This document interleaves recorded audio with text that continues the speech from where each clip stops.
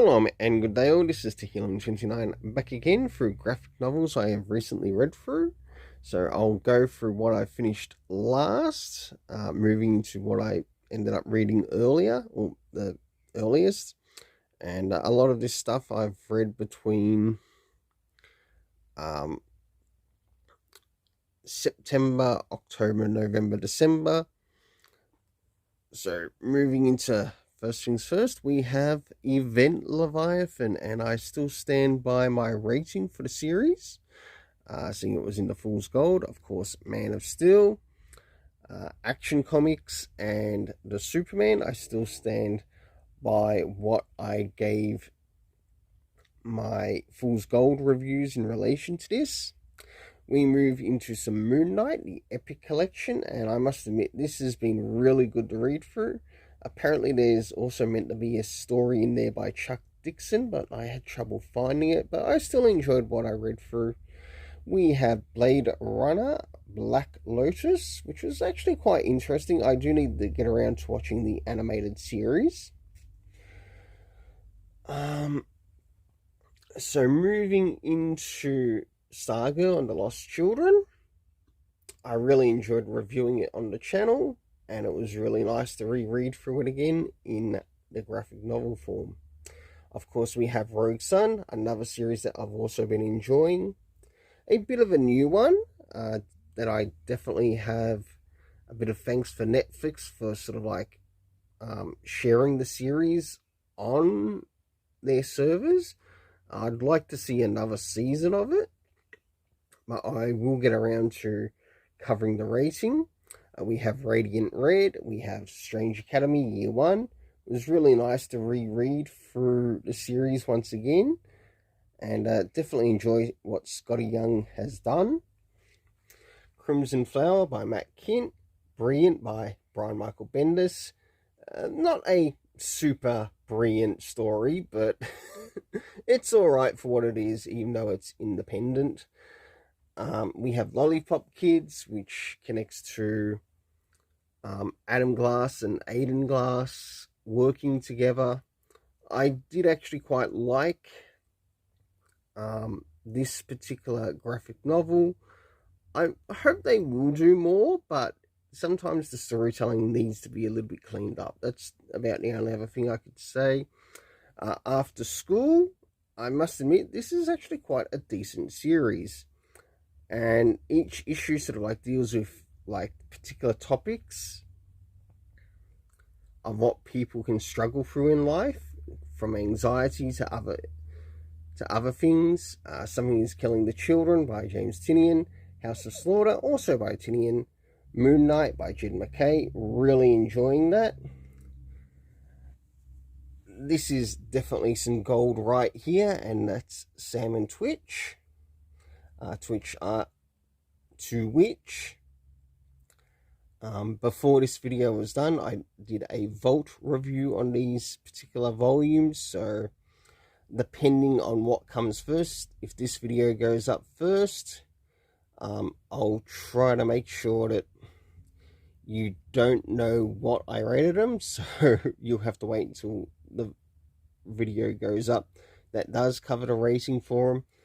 We have I Saw It, which is actually created by the manga series creator who works on Barefoot Gen. And this is sort of like a synopsis of sort of like how his story came to be. It was really worth picking up. And last but not least, The Closet. So now it's time to move into the quick rating of some of these. Some I can rate, others will have to be weighted on. Well, mainly the Sam and Twitch one, so I'll end up missing that on this until you do actually get to see the Vault reviews in relation to them. So for The Closet, yeah, it was alright. Story's interesting, but a 7.5 out of 10. Moving into this manga graphic novel of sorts, which makes it into the series, or into this particular graphic novels recently read, only because of its size that it's actually in this. I give an 8.5 out of 10. I'll let you have a bit of a guess as to what I rated Sam and Twitch Volume 1 and Volume 2.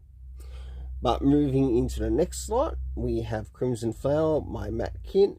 I enjoy quite a lot of things that Matt Kindt does, but for this I give it an 8 out of 10. For the Bendis and Bagley Brilliant, this felt as if we had a character that was like a mix between Riri Williams and also Miles Morales in the same story, but in this case, the character that was this brilliant was a male instead of a female. We do end up seeing quite a list of other characters in the story, so overall a 7.5 out of 10. Moving into Lollipop Kids, I give a 7.5 out of 10.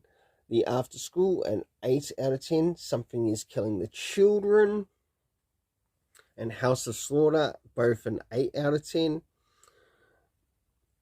Moon Knight by Jed MacKay, an 8 out of 10. It was really fun to read through this. Strange Academy, really fun to read through this once again, an 8.5 out of 10. Radiant Red, a 7.5 out of 10. Trace, which is basically a bit of a foreign story. And I must admit, it's actually nice to read stories that sometimes aren't from the US. And this story is sort of like set in Manila. The writer as well is actually set overseas. So we're talking around Europe, Asia, somewhere in that precinct. An 8 out of 10. I would actually like to collect this as a box set and be able to read like all the volumes connected to it. We move into Rogue Sun. Definitely been a favorite, 8.5 out of 10 for both volumes. Stargirl and The Lost Children. It was really fun to read through it once again. An 8.5 out of 10. Blade Runner Black Lotus, with that story, it was definitely quite interesting. It's sort of like its own timepiece as to where it's set in the story. But for some things, how would I put it? It needs to show a little bit more as to the character's skills or where they got some of their skill sets from. But apart from that, I do give it an 8 out of 10. The Epic Collection of Moon Knight, 9 out of 10. Moving into the Brian Michael Bendis. Now, I believe I gave a lot of these under 4 out of 10, and I'm sticking with it. Well, until then, let's keep it colourful and have yourself an awesome day.